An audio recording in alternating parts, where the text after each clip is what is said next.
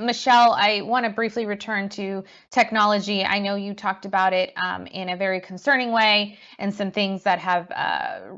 come about since the pandemic in terms of the way tech is being used on the company side for surveillance. I want to talk a little bit about how technology has been used for the workers in order to organize and promote collective bargaining powers. Tell us a little bit about how that's changed over the pandemic. Yeah, I mean, I think a wonderful thing that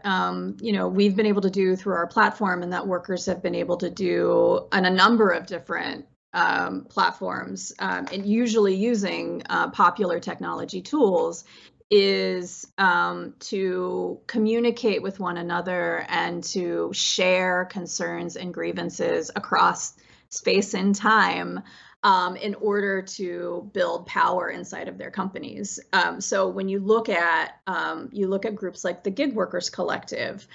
which are gig workers all across the country, who are working in delivery at places like Instacart and Shipt. They were able to build a powerful network of their fellow employees,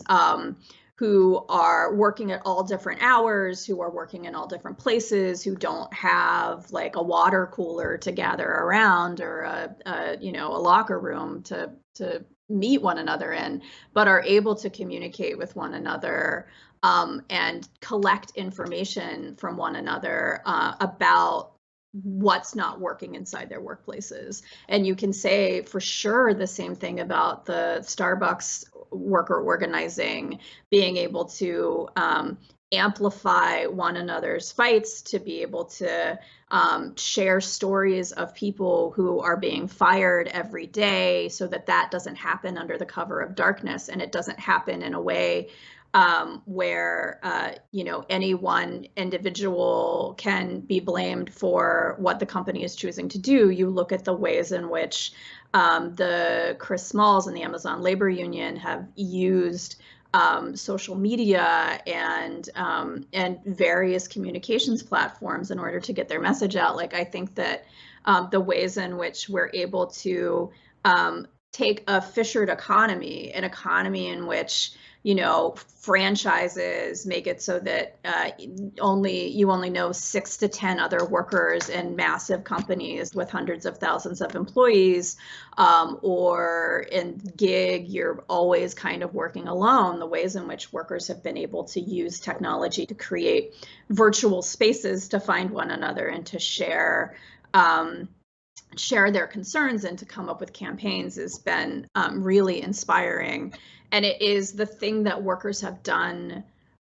for hundreds of years. Like, this is it is the use of technology, but it is also the use of the thing that is nearest to your hands. So like, everyone has a phone. Workers know how to find one another on that phone. And of course, the first thing they did was use that in order to organize.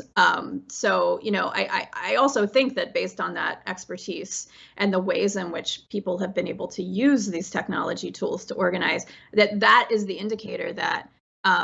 in terms of the way that